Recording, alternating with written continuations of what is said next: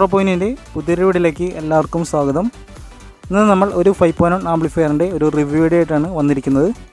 വീഡിയോയിലേക്ക് പോകുന്നതിന് മുമ്പ് നിങ്ങൾ ആദ്യമായിട്ടാണ് എൻ്റെ ചാനൽ കാണുന്നതെങ്കിൽ ദയവായി സബ്സ്ക്രൈബ് ചെയ്യുക. കൂടാതെ തൊട്ടടുത്തുള്ള ബെല്ലൈക്കൻ കൂടി ഒന്ന് പ്രസ് ചെയ്യുക. അപ്പോൾ നമുക്ക് നേരെ വീഡിയോയിലേക്ക് കിടക്കാം. ഇതാണ് നമ്മൾ പുതിയതായിട്ട് ചെയ്ത ആംപ്ലിഫയർ വരുന്നത്. ഇതിൻ്റെ ഫ്രണ്ട് വശം നോക്കുകയാണെങ്കിൽ നമ്മൾ സാധാരണ ചെയ്യാറുള്ള അക്രിലിക് എന്ന മെറ്റീരിയൽ വെച്ചാണ് ഡിസൈൻ ചെയ്തിരിക്കുന്നത്. നല്ലൊരു കാണാൻ ലുക്കുള്ള ഒരു മോഡലാണ് ചെയ്തെടുത്തിരിക്കുന്നത്. ഫ്രണ്ട് വശത്ത് എന്തെല്ലാം കാര്യങ്ങളാണ് നമ്മൾ യൂസ് ചെയ്തിരിക്കുന്നത് നോക്കാം. മെയിനായിട്ട് നമ്മൾ യൂസ് ചെയ്തിരിക്കുന്നത് ഒരു മാസ്റ്റർ വോളിയം, അതുപോലെ ഒരു സബ് വോളിയം, പിന്നെ ഒരു ഓൺ ഓഫ് സ്വിച്ചും കൊടുത്തിട്ടുണ്ട്. അതുപോലെ ഇതിൽ ഉപയോഗിച്ചിരിക്കുന്നത് യൂണിവേഴ്സൽ ഓഡിയോസ് എന്ന കമ്പനിയുടെ ഒരു 5.1 റിമോട്ട് ഹീറ്റാണ്. അതുപോലെ തന്നെ പകാരി എന്ന കമ്പനിയുടെ ഒരു USB ബ്ലൂടൂത്ത് മൊഡ്യൂൾ ഇൻബിൽറ്റായ രീതിയിൽ നമ്മളത് ഡിസൈൻ ചെയ്തിട്ടുണ്ട്.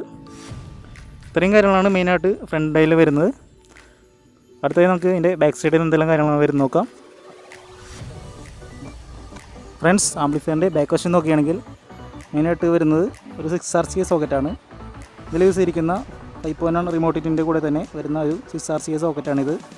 ഇതിൽ തന്നെ DVD ഇൻപുട്ട്, അതുപോലെ TV ഇൻപുട്ട്, ഓക്സ് എന്നിവ എല്ലാം തന്നെ വരുന്നതാണ്. അതുപോലെ ഒരു കൂളിംഗ് ഫാനും അതിൻ്റെ ഒരു ഗ്രില്ലും കൊടുത്തിട്ടുണ്ട്.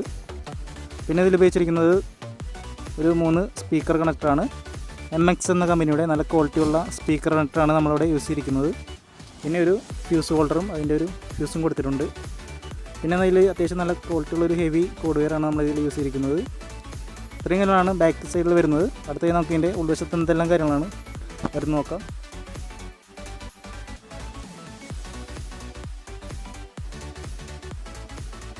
ആംപ്ലിഫയറിൻ്റെ ഉൾവശം നോക്കുകയാണെങ്കിൽ നല്ലൊരു ക്വാളിറ്റിയിലാണ് നമ്മളിത് ഡിസൈൻ ചെയ്തിരിക്കുന്നത്. മെയിനായിട്ട് എന്തെല്ലാം കാര്യങ്ങളാണ് ഇതിനകത്ത് യൂസ് ചെയ്തിരിക്കുന്നത് നോക്കാം. മെയിനായിട്ട് നമ്മൾ ഉപയോഗിച്ചിരിക്കുന്നത് 2 ട്രാൻസ്ഫോമറാണ്. 27027 ഒരു 8 ആംപിയറിലും അതിൻ്റെ കൂടെ തന്നെ ഒരു 120 ടാപ്പിങ്ങും ചെയ്തെടുത്തിട്ടുണ്ട്.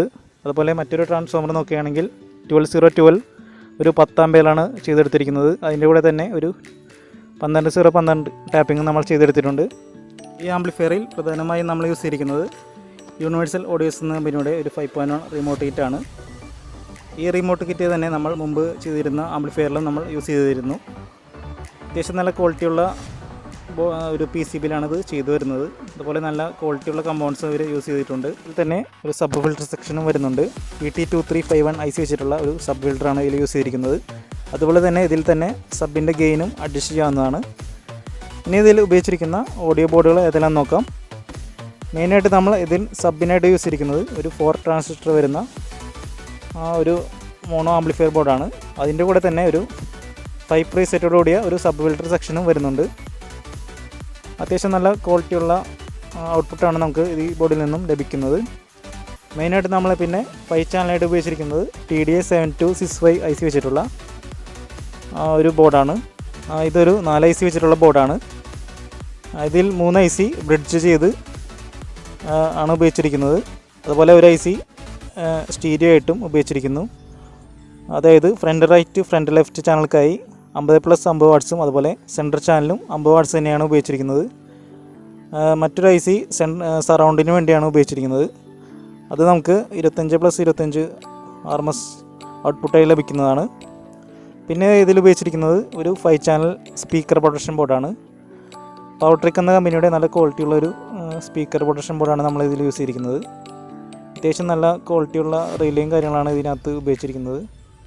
ഈ പവർ സെക്ഷൻ നോക്കുകയാണെങ്കിൽ നല്ലൊരു രീതിയിലാണ് നമ്മൾ ചെയ്തെടുത്തിരിക്കുന്നത്.